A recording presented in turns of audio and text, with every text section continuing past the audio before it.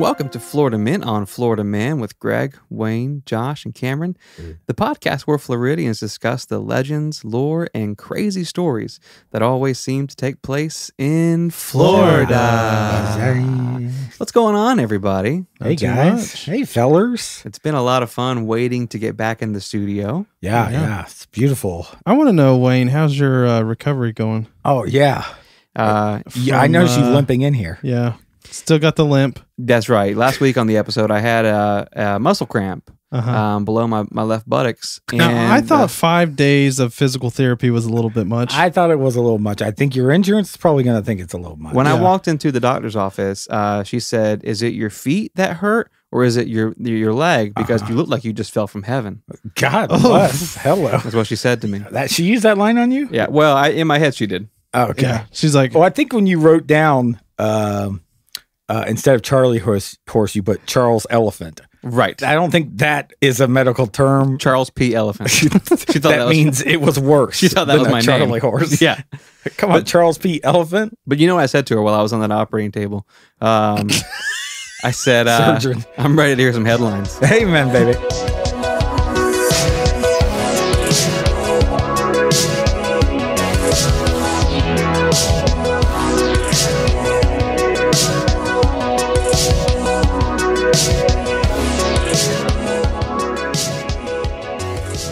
okay, headlines. Headlines. Headlines. So, Florida man eats a $120,000 banana Yeah. taped to the wall. Okay, yeah. All right. Well, you got to keep them from rotting, so you tape them to the wall. Yeah, you tape them to the wall so they don't rot. But banana tape. Special tape. And then you eat them after they have ripened to the you push your currency. face against the wall, and then you smash the other end, and then floop right into your mouth. That's called a shotgun. You shotgun the banana. So this recent art exhibit in Miami, Florida, has this installation of special art, which is literally a banana duct taped to a wall. This one I did see. I try to avoid the news, but this one I did see. You know I'm up on that art news. Oh, yeah. And banana news. Yeah. So this caused like a bunch of stir in Miami. A bunch of people have come to see it. Yeah. Like it was a big deal all of a sudden that there was a banana taped to a wall. Well, the thing sold for $120,000. Now, what do you get with that? Do you get the wall? So that's a good question. Thank you. So people started flipping out after this happened because this guy came in and ate the banana. All right. He literally took the banana off the wall, ate it, and people are like, that was sold for $120,000. You just ate $120,000. Well, it depends on what the banana was and what the tape was worth. Maybe is it 50-50? Yeah, was it a Chiquita banana? Oh, yeah. Was it one of those off-brand ones? Oh, you don't want an off-brand banana. But anyways, the way that it worked, the person that bought the idea of the art. So I can't tape a banana to my wall? You cannot tape a banana to the wall. So they trademarked it? I don't know if it's trademarked, but basically they bought I can't sell the art. idea of a banana taped to wall as art. Yes, exactly. Because it's already owned. I think instead of asking people to donate to the show on our website, we should start duct taping stuff to the wall and selling it. Yeah, and see where it goes. Well, if you can stop me from eating it, you can sell it. Yeah. That's not the first time you've said that. So the art museum, basically, after the guy ate the banana, came back, put another banana on the wall, taped it back up, and I think that I saw that they sold another edition of the banana. So they sold 2 more editions of the banana for $150,000 each to different museums. So I don't get it. Like, no, I don't. I'm all for creative art. Yeah, same. But I think, you're Look at right. this body. For some people, they get it. I guess I don't understand it. No, I don't know. I'm gonna because we could literally go do that right now. Mm-hmm. But it wouldn't be special. But what makes it worth something? Well, I didn't get my name in the news or the Miami Herald. Right. Like IDGAF, you know? Right. No, I know. I think it's one of those things where it's almost performance art. Did the guy that ate the banana, was he related to the at all? He just kind of came in and ate it? It didn't say that, but I kind of have a feeling that he was part of it. It did say he was a performance artist. Okay, because otherwise I feel like he'd be arrested. Now, how much did he sell the performance for? That's for a good all question. The viewers? There you go. We'll probably find out next week. Does the art like they taped up another banana? Does he have to buy it again? Does he what? Does he have to buy the second version? Because the first version included a guy that ate it. Yeah, but it included a guy that ate it. It included performance art. I see. That's What's past the performance my art? understanding. Okay. Yeah. I need some more. No, yeah, We'll look I see into where you're it. coming from. It's like the whole package. Yeah. Did you buy the whole package? Right. Do you get a guy who comes home and whenever you want to show someone tapes a banana, He eats the some guy banana. runs up and he eats it, and then you go, ta-da. I paid $100,000 for this. All right, so next headline is a Florida man Yeah. that was arrested after punching a Walmart customer for taking too long at checkout.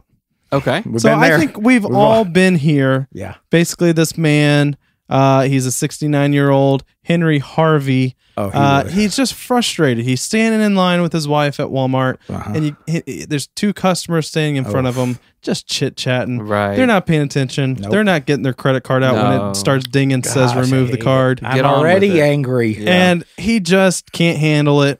Punches the guy in the face. Amen. What are my fists doing right now?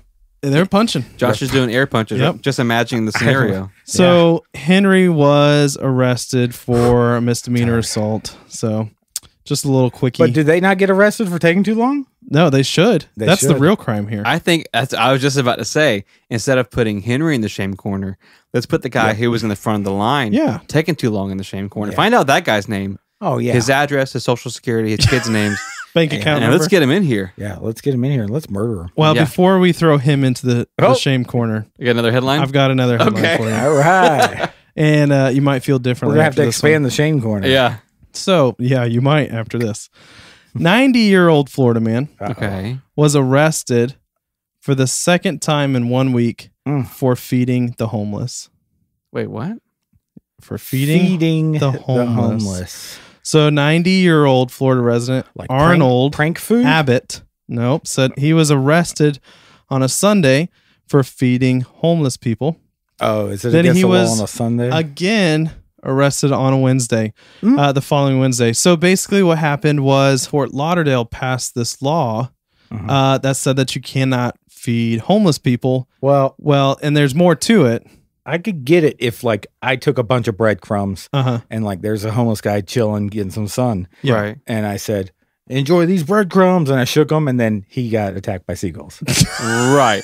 That would be a So you malicious fed the homeless to the seagulls. kind of. Okay. But I acted like I was feeding the homeless. Enjoy Yeah, these breadcrumbs from my Thanksgiving. was- Right. It was a trap. yeah. So this guy didn't do that. No, he didn't do this. So, like I said, Fort Lauderdale has this new law basically restricting people from camping, panhandling, food sharing, and engaging in other life-sustaining activities. Oh, life sustaining activity. Okay. So the law passed over a couple months ago, but it didn't go into effect until actually Halloween, What? which is when literally millions of people were out sharing candy, yes. which that apparently Did is they not a arrest some crime. kids? Okay. But anyways, Arnold was arrested. Dozens of cops showed up to this place. He has a group of people that help him feed homeless people. Okay. He has this organization. And on the Sunday, they showed up like all hot and heavy, ready to. SWAT. They started grabbing trays and they threw them in the trash can in front of all these homeless people. Where the cops are doing this? Yes, the cops Were are doing the this. cops handling any pans? Because that's where it could get really They tricky. were pans of food. They were panhandling. Ah, That's I when you see. got to get cops to arrest. Who arrests the cops? Who arrests the cops? That's all I'm saying. The president. The president arrests the cops.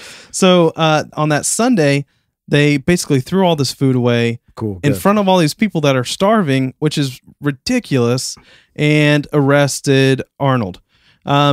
At that point, Arnold said, well, it's not going to stop me. I'm going to do it again. I'm just going to keep Right. doing Good it. for So you, He's Arnold. sassed. on that Wednesday, he was feeding again all these homeless people with his crew. That's the Love Thy Neighbor charity. And he was handing Sounds out about evil. 100 plates of like hot chicken stew, pasta, potatoes, fruit salad. Well, this time the police came a little easier. They actually let him finish feeding the people, which took about 30 minutes, and then they arrested him. But it's still like, I don't know. You're trying to help people.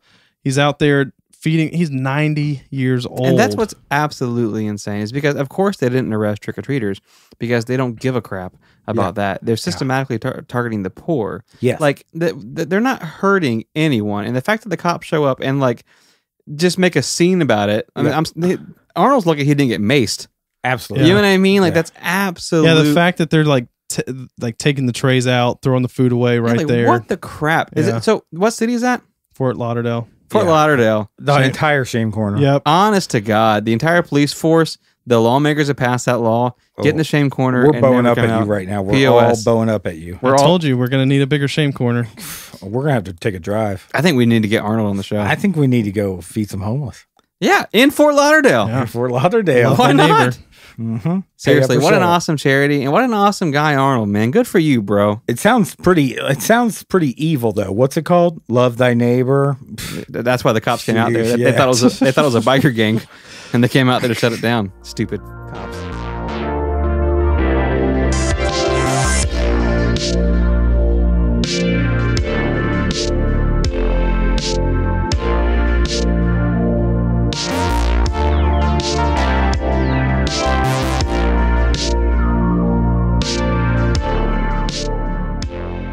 So, all right, I've got something special for you. Thank you. We're coming up on Christmas. Yeah.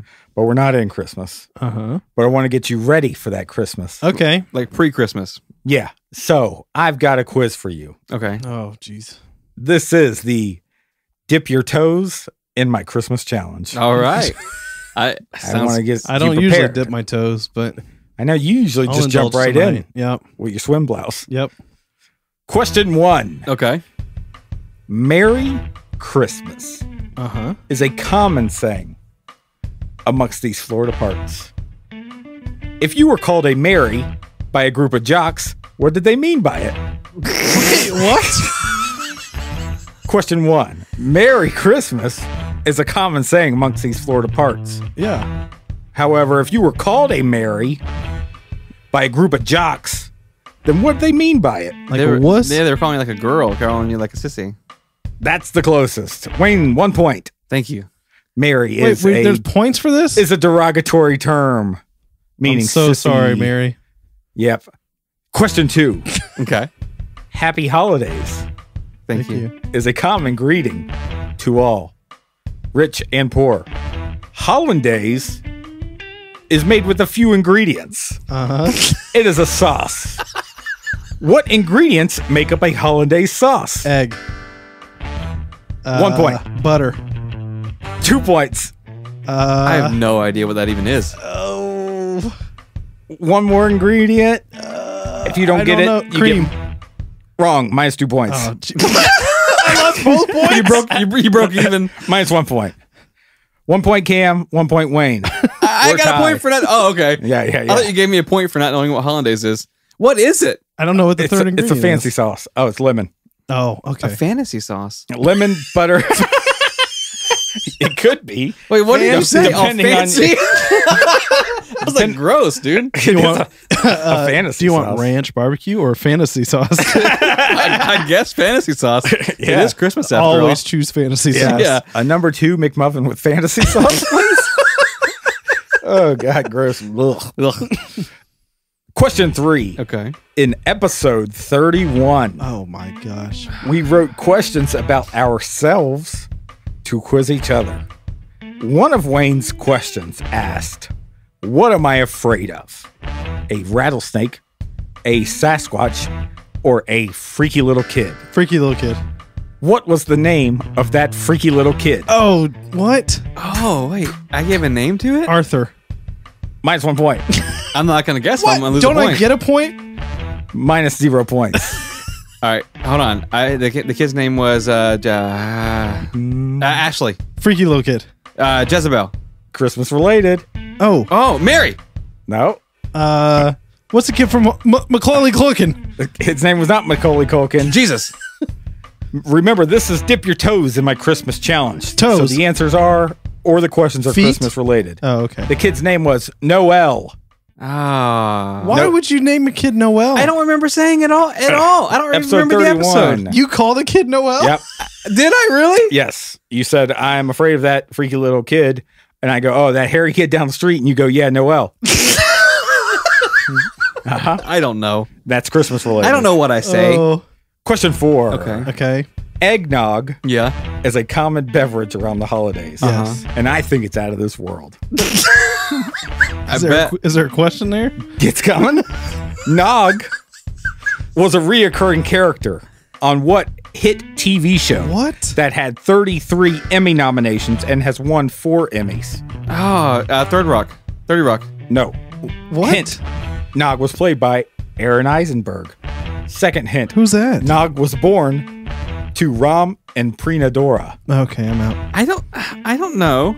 Yeah. This is a big show. Can I phone a friend? 33 Emmy nominations? Okay, hold on, no. 33, that's a lot. That's a lot. Jesse Eisenberg was in it? Aaron Eisenberg. Yeah. Who's Jesse Eisenberg? I don't. Jesse Social Eisenberg Network. is Lex Luthor, right? Sure. I don't even know. Star Trek Deep Space Nine. Oh, never seen Why it. would we know that? I don't know. I didn't make these so you would know them. I'm not a Mary. Nerd. Question 5. Okay. Hanukkah is an old Hanukkah, I Jewish holiday Uh-huh. popular around this time of year. Okay. Goldie Hawn is an old American actress made popular from her 1992 film Crisscross. Okay. Never heard of it. What is the name of the film that starred her husband Kurt Russell Overboard. as Santa Claus? Overboard. No. Wrong. What? He wasn't Santa Claus in Overboard. It was on Netflix last year. I remember. I hear. Honest to God, Yeah. I would like a point for this. Okay. Honest to God, I can picture the What's movie. it look like? You don't get a point for. What's the movie poster it's look his like? face over a house as Santa. Cameron? I should get a point for that. I don't know. Half I didn't a even point know that they were in for that. 2 movies together. I'll say 2 names. Was it called the Santa Donicles or the Santa Chronicles? Bing, Santa Chronicles. Half a point for you too. Bonus question. Okay. Kurt Russell and Goldie Hawn have 2 kids Wait, what? that I know of. Okay. They're married? One of them is a girl, one of them is a boy. Okay. Name either one. Noel. No. Name either one of Mary. Goldie Hawn. And Kurt Russell's kid. Kurt Russell's children. Kurt Jr. I didn't write down the name of their kids, actually. But one of them's really famous. Oh, The girl's really famous. Carrie Russell. No. Carrie Russell's like 50, dude. Let me Google this. No. Just trust me. Is the person's name Christmas related? No. Mary Russell. Goldie Hawn's daughter. Y'all are gonna crap a chicken. Kate Hudson. No. Yes. Are you serious? I promise. Kate Hudson is a product of Kurt Russell. Yes. And Goldie Hawn. I promise. Jeez. I believe you. Who won? Me. No bullcrap. points. No points are awarded. Her son was in an episode of Black Mirror, my favorite show. Which episode was he in? Bandersnatch. No, I don't know. it was VR related.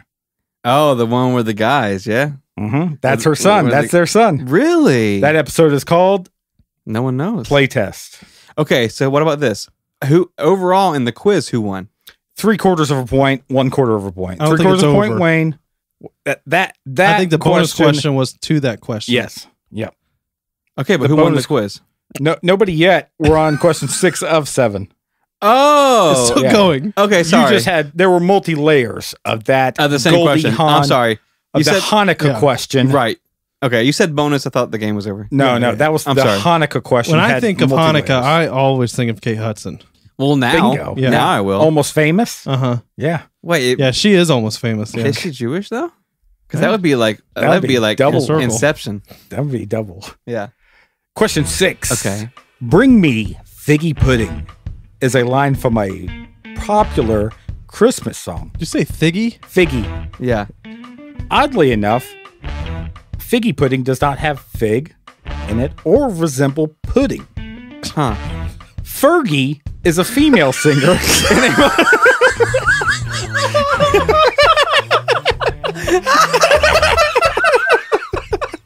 That That was a stretch.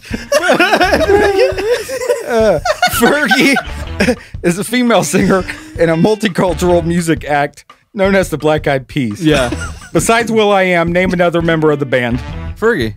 Besides Fergie and will.i.am, name another member of the band. The Native American guy with long hair. I don't know his name. No one does. What's the question? Name another member of the band, not describe another member of the band. I'm just saying. I'm not sure he has I a name. don't know. Noel. No. I didn't write him down either. I just knew you would know. Is he the guy that says, let the beat drop? I think there's two of them.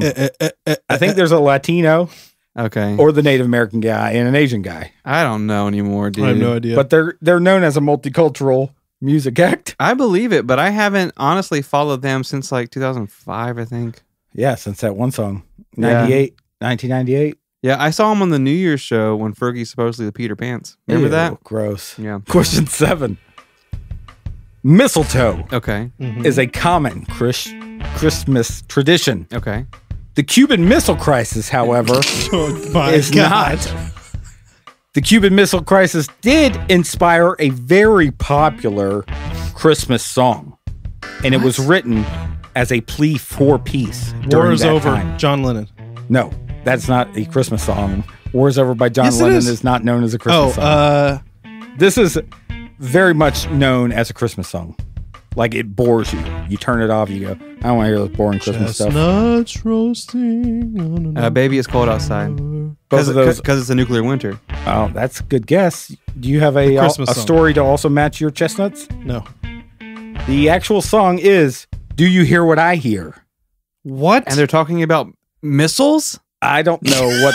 I don't think they're talking about anything, but the two songwriters wrote it as a plea for peace during the Cuban Missile Do Crisis. you hear what So it was written in like the hear? 60s and not like the Pray for 1800s. peace, people everywhere. No, Oh. this guy pulls it. 10 points. Yes! Plus 10 points. I am the winner. Cam is the winner of the Christmas quiz. Cry, baby Wayne, cry.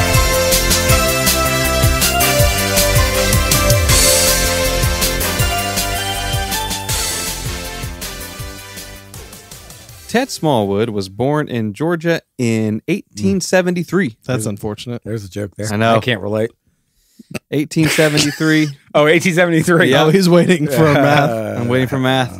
Oh, that's a hard one. 146. Something. If he was- 46. If he's still alive, he'd be 146 146 years old. At least. Yep.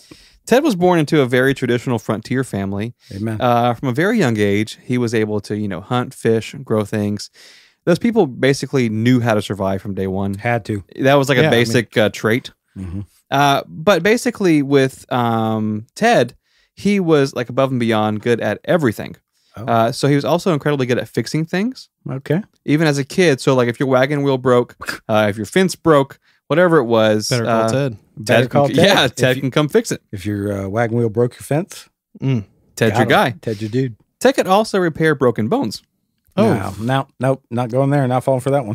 Broken hearts? So at the age of 12, Ted was basically the go-to person. If your horse or anyone in your family had a broken arm or leg and needed to be reset, Ted could do it. What? Yeah. Go Jeez. on. So when we say this kid could survive on his own, like he was a pro. Yeah. Like he Well, was yeah, just I think repairing bones. Is, yeah. Ted's mother died when he was very young, and his father remarried. Where was Ted? What the heck was Ted doing? I know he could have fixed Jeez. it. But when his father remarried, his stepmother, for whatever reason or not, she hated Ted. Stepmoms are like that. From day one, she would always go out of her way to make sure that he knew she didn't love him. Like she was just like over the top mean to this This is kid. mean. He even said from the start when she arrived, I knew that I would have to leave to start a life on my own. I didn't know where I should go, so I just started going south. She had to be real confident she wasn't going to break a bone. Yeah. So just to clarify, this woman's so mean that at the age of 12, Ted Smallwood was like, I got to get out of here. And he guess my time here is over. yeah, I'm going south to fix some bones. So he just starts going south. And once he enters Florida, he knew it would be wise to basically stay along the coastline to prevent getting lost. Uh-huh. Okay. So this Pretty is safe bet. this is turn of the century Florida. So it's still pioneer land. So even the bigger cities at the time Nice. only had a few thousand people living in them. So you can't just like jump on the interstate, go where you're going. Cool. So while hiking along the coastline, at the age of 12, Ted picked up a few more survival tips. Amen. Mailbag. Give him that mailbag. Right. Locals taught him how to make a cast net to catch fish or fish bait. Amen. And so he fashioned cane poles, and every evening he would sit on the waterside and catch food for the following day. Oh, it sounds like paradise, but I know mosquitoes. And he's still a child at this point.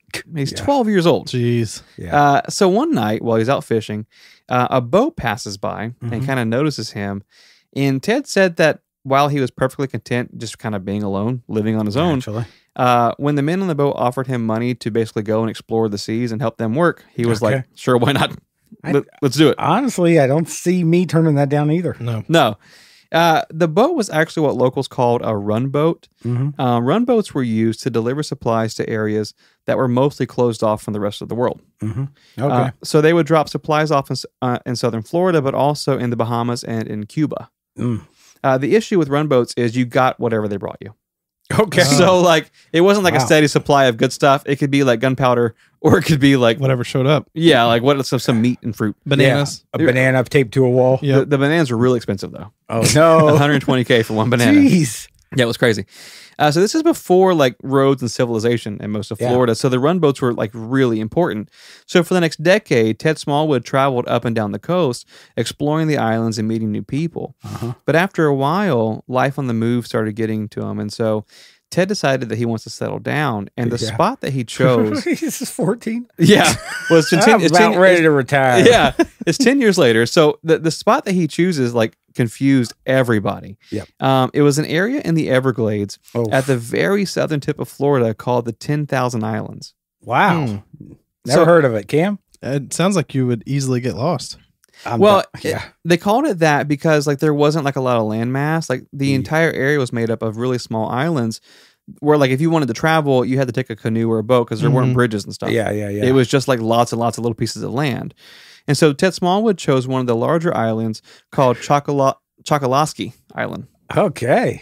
And now I say it's one of the larger islands, but it wasn't like that big.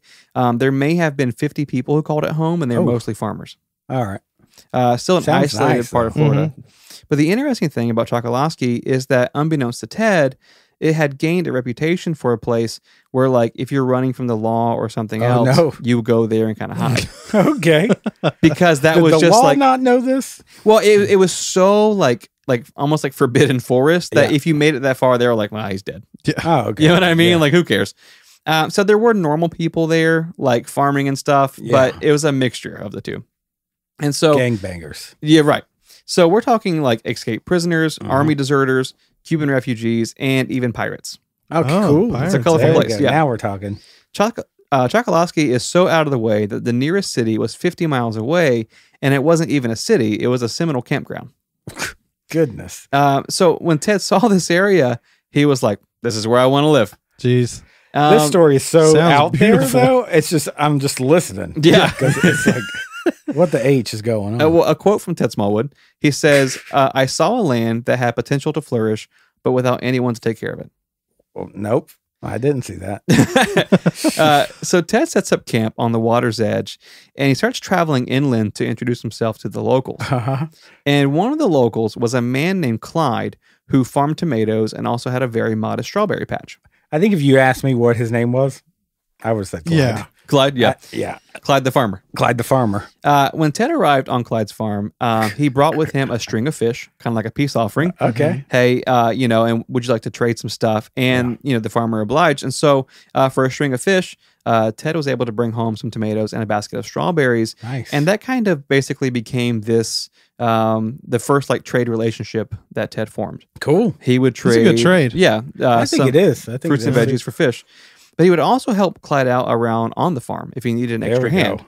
Remember, he could fix stuff. He could. He was good at it too. So in the process of doing this, he kind of grew close to Clyde's daughter, Mamie. Oh, here we go. Okay. Mamie, Mamie is her name. She sounds cute. So I don't know if people just kind of fell in love quicker back then. But 2 months into the relationship, Ted and Mamie got married. Well, there's no distractions. No, there's nothing else to do. There's really nothing else. Just sit around and fall in love. True love floated around as a very dense spirit back then. You got strawberries to eat, to feed each other. Yeah. I mean, it's just romantic. Tomatoes. Have you ever shared a tomato with somebody? Juicy. Oh, True love. true love. Just biting right through the middle of it. So during this time, Ted had been living on his campsite, kind of on the water's edge, but he also had started constructing more permanent structures as well. I think Ted said true love baits, actually. He did say that. He did. One of the first structures that he built was a He loves dock that went out into the water. Uh-huh. The second structure he built was also a dock. Okay. And so was the third structure he built. Dock man. We're up to 3 docks. Yeah. Okay. So he actually combined all the docks. And before long... We're back to 1 Hey, dock. Ted, we actually need a house, Ted. Yeah. Could you stop building docks with all the wood? So before long, Ted Smallwood had constructed an 1,800 square foot barn Jeez. that sat on top of poles 1 story above the God docks that bless he 'em. built. So basically, you got a 2-story structure. The bottom part of it is docks, and you walk upstairs, and you have this 1,800 square foot barn. I love it. Okay. That's That sounds elevated nice. on the edge of the water. This elevated barn structure served not only as the personal living space for Ted and his wife Mamie, but it also provided indoor space for him to store the extra fish he would catch, as well as the vegetables he would receive from trades. Ted, buddy, call that a house. Yeah. You don't have to call it a barn. Oh, he's got like a produce section at this point. So since he's able to fish right off his front porch, Oh, my gosh. he's bringing in a ton of meat. Uh-huh. And all the while, he and his wife, because he married a farmer's daughter, they've started their own garden of tomatoes and strawberries. Oof. So this guy's rolling. Dipping into in daddy's supplies. sauce. So one evening, while Ted was asleep, Mamie was startled when she looked out her back window and noticed a dozen men standing on their property. Oh, That's I never thought a you were good going to say look. a squatch. No. So she wakes Ted up, who goes out to confront the guys, Yeah. only to realize it was members of the Seminole tribe who lived Oof. 50 miles away. Mhm. Okay. Because of racial tensions, people were refusing to trade with the Seminoles, but What? Ted Smallwood had no problem at all. He was like, "No, let's do it, man. Came from up north. Yeah, we're all humans. Let's do it." So he begins making weekly trips to their village. So he's not even saying, "Hey, Wow. you don't Oh. have to come to me. I'll come to you." Yeah. This guy. He's bringing them fish, tomato, and strawberries, and in return, they're giving him pumpkins, sweet potatoes, and corn. Wow. And so, what's crazy about the Native American tribes is they knew how to do, a couple things like really well. So Yeah. they had a lot of these vegetables. Yeah. So they're sending him home with more than he can. I love that he's getting like the heaviest vegetables pumpkins. ever. I know. We got A watermelons. wagon of pumpkins. And we got lead cannonballs. Well, yeah. On one of these trading trips, a small child in the Seminole village broke his leg falling out of a tree. Got him. And Ted Smallwood was able to fix the boy's leg and fashion him a pair of crutches. So from that point forward, love Ted it. served as the doctor for the entire Seminole Indian village. Okay. It's that easy to become a doctor. You just got to fix broken bones. Yeah. You just have to know how to fix broken bones. Because Ted's home was situated on the water, it was the only structure for like miles and miles. So when people were kind of sailing by or coming to Florida from, other places, his house was like kind of the first place you would see. Whoa. And so after a while, it kind of turned into almost like a social gathering. Nice. People would dock on all of his fancy docks that he built. Yeah. God, Doc man. Plenty of space. And then come hang out. And so word started to spread that Ted Smallwood not only could fix you up if you had injuries, Okay. but he also had a ton of supplies, Uh-huh. right? And so keep in mind, people that were coming around were sometimes running from something. Yep. So if they were army deserters or if they were criminals, they may have had wounds that needed to be fixed, Absolutely. and Ted could do it. So what you have now is like, this community full of like, pirates and just random This is true individuals insanity. who Ted Smallwood is like taking care of, but basically treating them as equals. Like he would say to them, I don't care what brought you here, Yeah. but now that you're here, like be different, be better. You know what I mean? Like just What a guy. He's encouraging. yeah, just leave that old life behind and come hang out here. Yeah. And that was his few conditions. And keep your hands off Mamie. Right? Yeah. Don't even look at her. But he also would just say, "Hey, look, if you happen to have any goods with you, could you contribute to the supply stash? Nice. I'll take care of you. You take care of me." So because of this, Ted starts receiving stuff from all over. So instead of just having fish and random veggies, he's now got a surplus of clothing, weapons, fuel, Jeez. lumber, and a variety of antiques and gold coins. He had so much supplies, he starts basically giving away like start your own farm like Jeez. kits. Wow. So because he wants people to come now, like, hey, I've helped you out, now make a life here. The world's first starter pack. Yeah, Jeez. like let's get you going. And so Mamie basically said, hey, let's make this official. Yeah. She paints a sign and hangs it outside. No. And in 1906, Don't you say something. Ted Smallwood store was created. Okay. Nice. All right. So now there's like a depot for goods and services in this like uninhabited pioneer land. People are starting to migrate south because it's drawing them there now. Yeah. Okay. Within 5 years of the store opening, 17 families relocated from parts of Florida to Choctawhatchee Island. So farms and houses are springing up all over the place. Yep. And this once abandoned island is now like, you know, a small community with Ted Smallwood's store is the central hub, like in the very middle of it.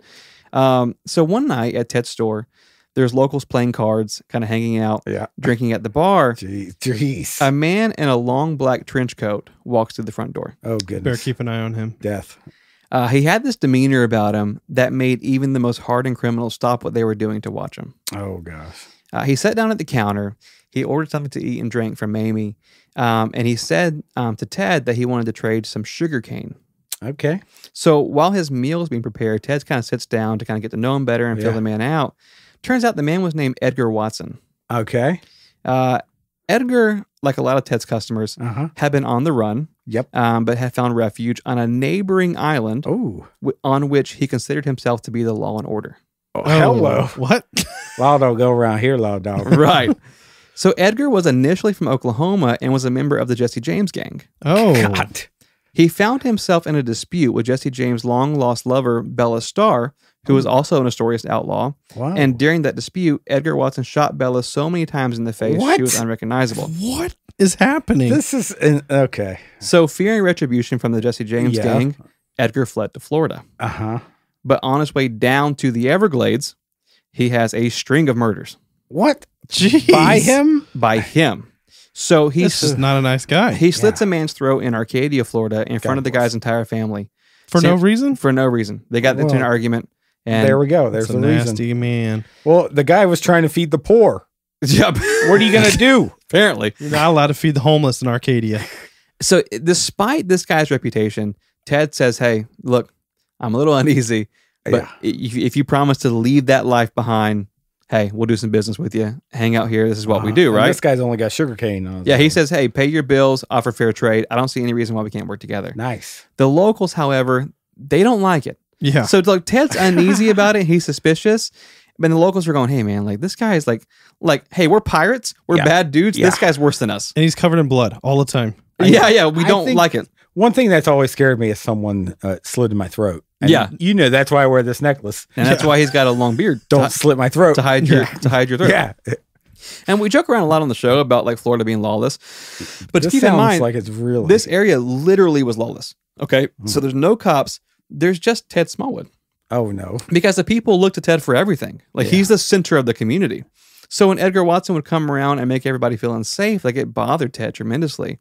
And so one day while delivering medical care to the Seminole village, the Seminole chief tells Ted that many of their older sons, the older warriors, had traveled to the island next to Ted's and never returned. Oh, gosh. Oh, my goodness. This was the same island. This would be a good positive. Yeah, this was the same island that Edgar Watson, was in charge of, law and order, whatever.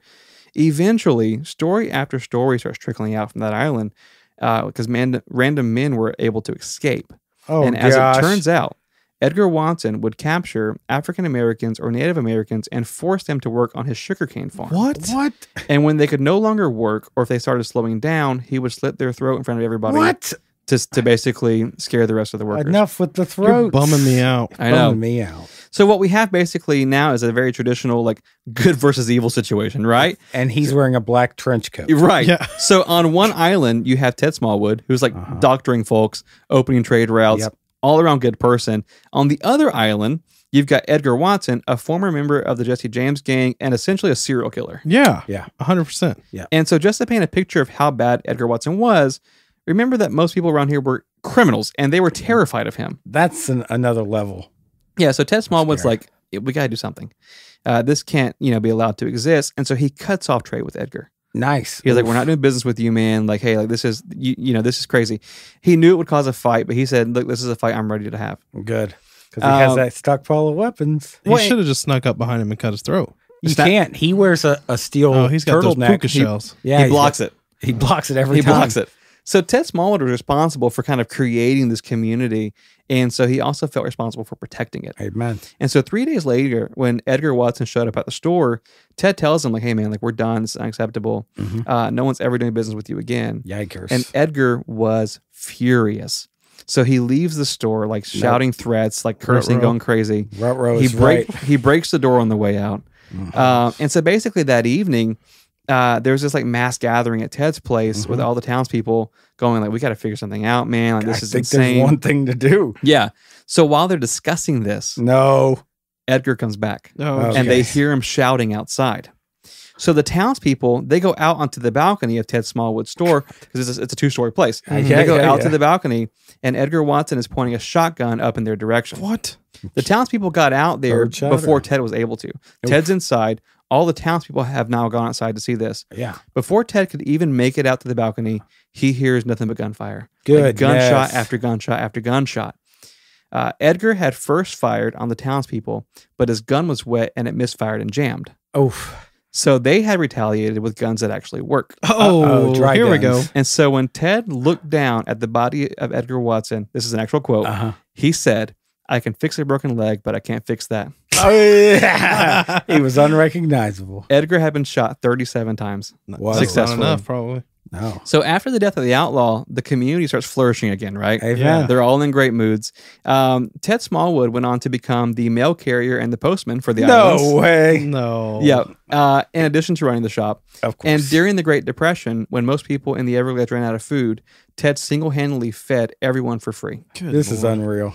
He passed away in 1951, but the store stayed open and operational until 1982, long after being added to the National Register of Historic Places.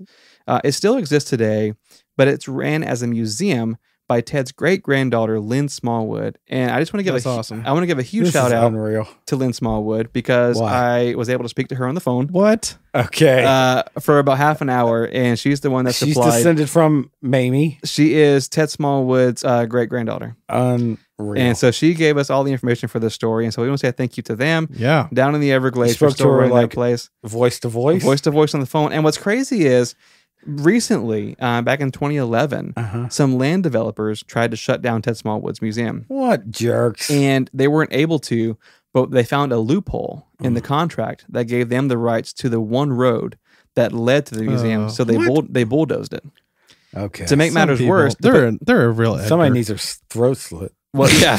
To put salt on the wound, the road was named after Ted's late wife, Mamie. Oh my gosh. But the community, many of them descendants of people who live there, came together, were able to fundraise for legal fees, and they ended up winning. They rebuilt the road, and now the museum is still open. I redact my throat slit. Yeah, so it's a happy ending after all. I think the part that stood out the most to me is the fact that he single-handedly fed everybody during the Great Depression. That is absolutely insane. And this is a guy that's like truly like just loved everybody and wanted to see people be successful. And so now a lot of descendants, in the Everglades, like their family tree essentially started with like criminals and people who were like outlaws. But because of Ted's like generosity, they were able to turn life around and like, be successful. Good, yeah. So that's Ted Smallwood. That's awesome. What a guy. Great dude. I like it. It's been a great week. And just like Ted Smallwood, we have a surplus of supplies on fmofm.com. We sure do. If you want to check it out, we got movie reviews. Check these beautiful faces out. Yeah, we got a lot of cool stuff on there. We have a donate button on the front page if you love the show and if you hate the show. It's been dinging. Either way. Both of them been dinging. Yeah, and we appreciate the love and the hate, and your donations, they do help keep the show going. We also have social media on FMOFM Podcast across all the platforms, and we love you guys, and we have a special guest ending tonight for the very first time. Cameron's going to sing us out instead of an outro song. He's singing us Goldie Hawn's special song. So pumped for this. Goldie Hawn's special song. Hanukkah, I love Hanukkah. Goldie Hanukkah. That sounds so gross. Goldie Hanukkah. I love it.